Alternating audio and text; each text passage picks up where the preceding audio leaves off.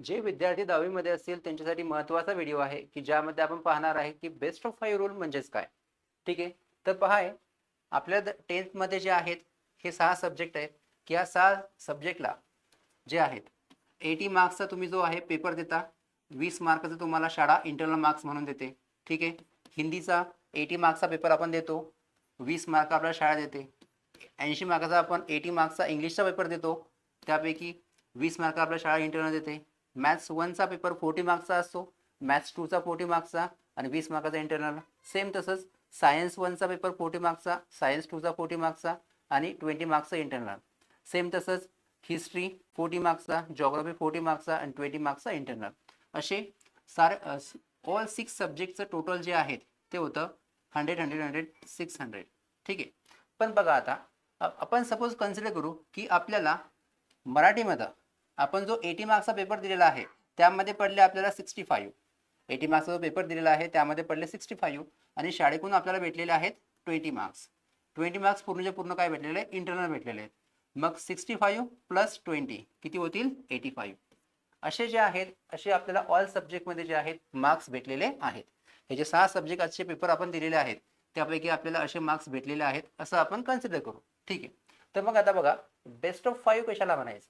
ठीक आहे, best of 5 म्हणजेच काय की एक असा सब्जेक्ट की ज्यामध्ये तुम्हाला कमी मार्क्स पडलेले आहेत, सर्वात कमी मार्क्स पडलेले आहेत, तो सब्जेक्ट जो आहे तो तुमच्या पर्सेंटेजमध्ये जे आहेत कन्सिडर केला जात नाही.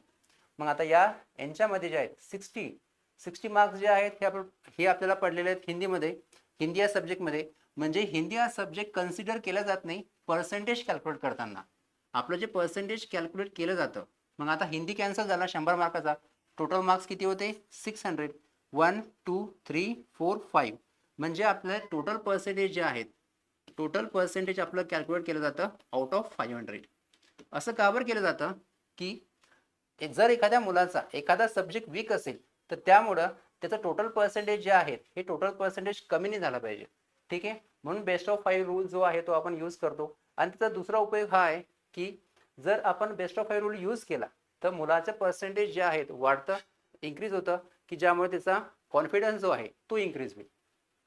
तर बघा आता जे विद्यार्थी 10वी मध्ये बोर्ड एक्झाम देतील त्यांच्यासाठी महत्त्वाची इन्स्ट्रक्शन ही आहे की तुम्हाला बेस्ट ऑफ 5 मध्ये जर एखादा सब्जेक्ट सोडायचा असेल तो हे जे आहेत मॅथ्स, सायन्स आणि सोशल स्टडीज हे सोडू नका.